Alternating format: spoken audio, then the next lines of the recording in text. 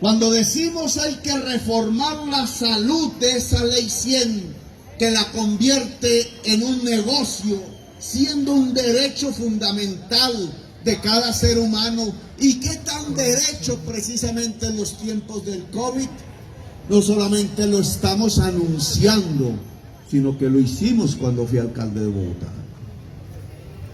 Hicimos un modelo de salud diferente que llevaba al médico a la casa del hogar pobre, y no en 10 cuadras, sino en 3.800.000 personas, 800.000 familias.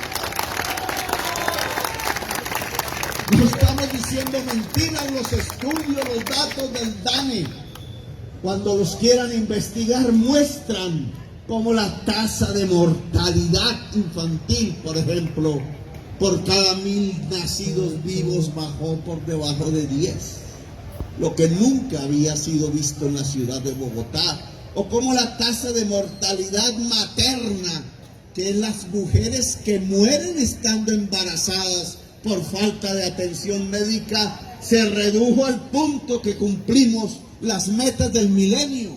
Esos logros no los obtuvimos en concreto simplemente haciendo un discurso o simplemente aplicando la ley de los negociantes en salud. Aquí está por ahí Guillermo Alfonso Jaramillo, médico cirujano, incluso residente en Bucaramanga, que fue el secretario de salud, y me podrá desmentir si lo que hicimos en la transformación de la salud, al llevar de manera permanente equipos médicos, 5.000 en total entre enfermeras, médicos, psicólogos, etcétera, al hogar del pobre, y tener unidades territoriales de salud pública permanentemente en la calle y en la casa de la gente, no logró entonces reducir las metas de mortalidad y mortalidad, y sí lo hizo. Y por eso yo puedo decir, no solamente en este tema, sino en el educativo, en el laboral, en los derechos de la gente del común, nosotros el común, decía la proclama de esos muchachos y muchachas de hace 2 siglos y medio. Podemos decir que no estamos hablando carreta. Podemos decir que con seriedad estamos mostrando un camino de reformas que permitan que los derechos fundamentales de la persona y de las comunidades se pueda garantizar de manera real y no simplemente como carreta en Colombia. Poder garantizar los derechos fundamentales. No estamos hablando de la solución a todas las problemáticas que la existencia humana puede tener y que tendrá además hacia el futuro, sino que estamos hablando de los derechos esenciales de un ser humano, que se tienen que garantizar simplemente porque es un ser humano, ni más ni menos. Si lo logramos, ese es el nombre de la paz. La paz no es un tratado entre gente armada, llámense como se llamen, yo hice uno de esos. La paz es un contrato de toda la sociedad, es un contrato entre los desarmados, y su objetivo es que se garanticen los derechos esenciales de la gente. Ese es el verdadero nombre de la paz. A eso es lo que lo llamo la gran paz, la paz grande, que no ha existido en la historia de Colombia. En la historia de Colombia republicana, después de esa insurrección de las juventudes de esta provincia hace 2 siglos y medio, lo que sucedió es que los dueños de los esclavos, no los dueños de la libertad, lo que sucedió es que quienes vivían de las rentas que le daban los esclavos, no los que trabajaban y eran hijos del sol y el asadón, lo que sucedió fue que esas élites de esclavistas que se construyeron bajo el dominio español fueron los que se quedaron con el poder. Sus apellidos siguen uno tras otro, a través de las generaciones, como si fuese una heredad, pasándose el poder de una generación a otra. Nos siguen gobernando los hijos de los esclavistas.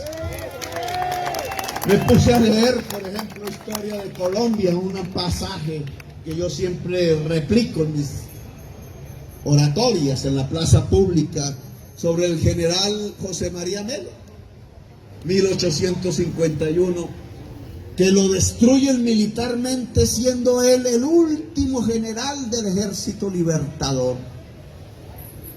Fue el único presidente indígena, y su gran pecado, además de ser indígena, fue haber aliado el ejército de Bolívar que quedaba.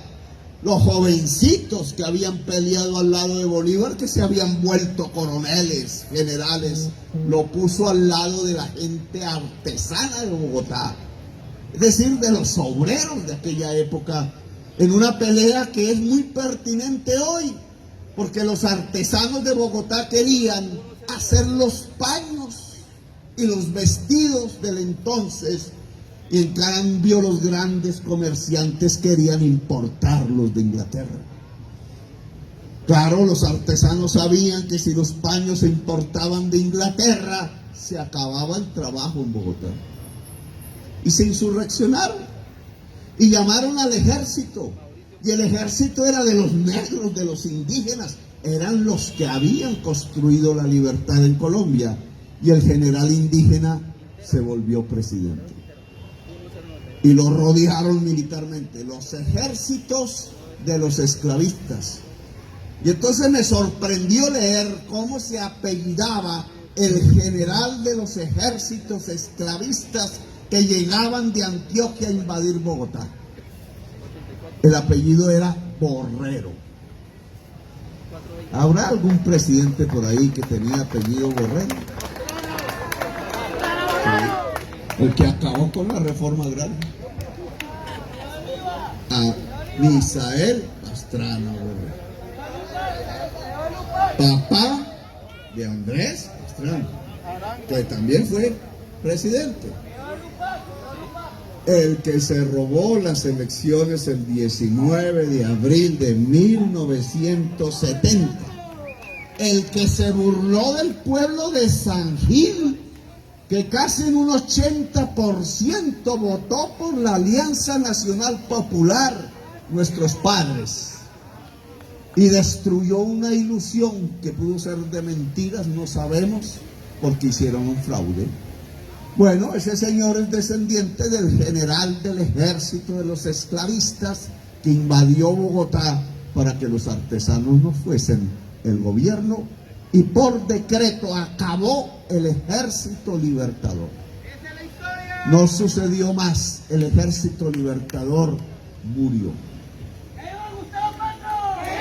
Esta historia nos va mostrando que simplemente en Colombia no ha existido un contrato social, que a partir de liberarnos de los españoles, lo que vino fue una república de la exclusión, que se burlaron de la democracia, que se burlaron de la idea de libertad, que construyeron un mundo para 5 personas, no para 50 millones de colombianos y colombianas. El sinónimo de lo que ha sucedido en la historia de Colombia, la palabra que podría resumir esa historia es exclusión. Por eso el cambio que queremos hacer ahora tiene también una sola palabra que podría resumir lo que queremos hacer: democracia. Contra la exclusión, democracia. El proyecto político del pacto histórico es una construcción por primera vez en Colombia de la democracia, que significa el gobierno del pueblo, no el gobierno de 5, no el gobierno de los descendientes de los esclavistas, sino el gobierno de los descendientes de los esclavos, de los hijos del sol y del asadón. La democracia es un contrato social, decía Rousseau. Un contrato social que permita ponernos de acuerdo en las normas de la convivencia, precisamente para que pueda haber paz. El contrato social de la paz es la garantía de los derechos de la gente. Lo que estamos invitando a liberales aquí presentes conmigo, por ahí está el Fernando Velasco, mi senador del Partido Liberal. Hablaba un gran dirigente empresario conservador de San Gil hace un instante, porque estamos invitando también al conservatismo, las viejas formaciones políticas que hicieron parte de la historia de Colombia, y las nuevas, a las gentes que no están en fuerzas políticas, que están en fuerzas sociales, a las juventudes que están ya pensando de otra manera, al ama de casa, al religioso, sea católico, sea protestante o musulmán o cualquiera de las creencias, porque en nuestro gobierno habrá libertad de cultos y nadie será molestado por sus creencias espirituales. Estamos invitando al conjunto diverso, cultural, regionalmente, socialmente, de la sociedad colombiana a hacer un pacto. El pacto que permita las reformas fundamentales. No todos los problemas los podremos solucionar, pero los que tenemos que priorizar antes que nada son las soluciones a los problemas fundamentales de la sociedad. Por eso he recuperado un concepto de un gran dirigente conservador, Álvaro Gómez Hurtado, el concepto del acuerdo sobre lo fundamental. Álvaro Gómez, todos sabemos, de joven, fue un instigador de la violencia. Yo rechazo de todas las formas el que tratemos de atacar a las personas por lo que ha sido su existencia y no asumir el reto de la discusión de las ideas, que es diferente. Porque ese Álvaro Gómez que podemos ver en su juventud como un hombre de armas que desataba a través del discurso la violencia contra los liberales, fue transformándose en su existencia de tal manera que con el M-19 derogó la Constitución de 1886, más goda que esa Constitución, ¿para dónde? Y generó la Constitución de 1991. Y al poco tiempo fue asesinado. Aún no sabemos por quién. Una existencia que nace de una manera y termina de otra. Y no porque fuera incoherente, porque así es la vida humana, porque el mundo va cambiando, se va transformando, porque parte de lo que tiene que ser el genio de un dirigente político es poder leer el mundo para trazarle perspectivas a su propia sociedad.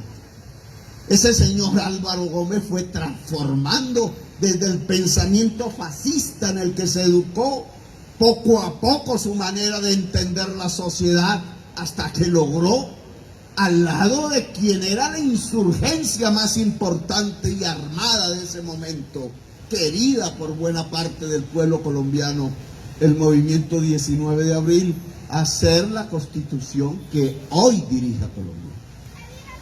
Por eso no podemos cerrarnos hacia un nuevo sectarismo.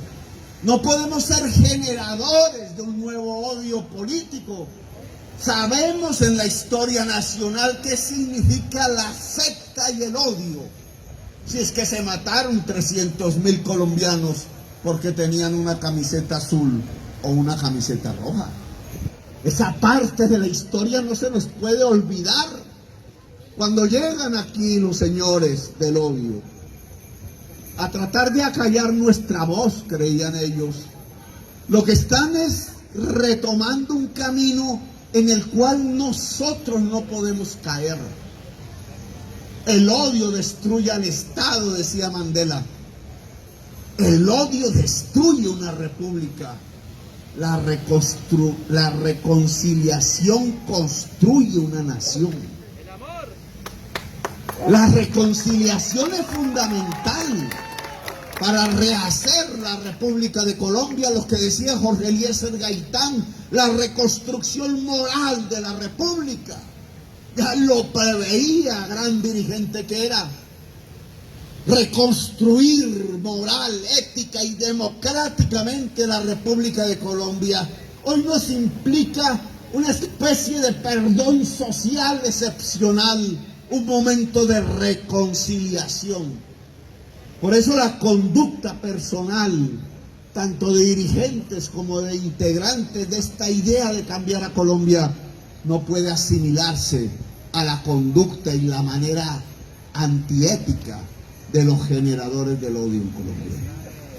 Todas las personas, cualquiera que haya sido su pensamiento o su acción, si deciden trabajar con nosotros por el cambio de Colombia, son bienvenidas.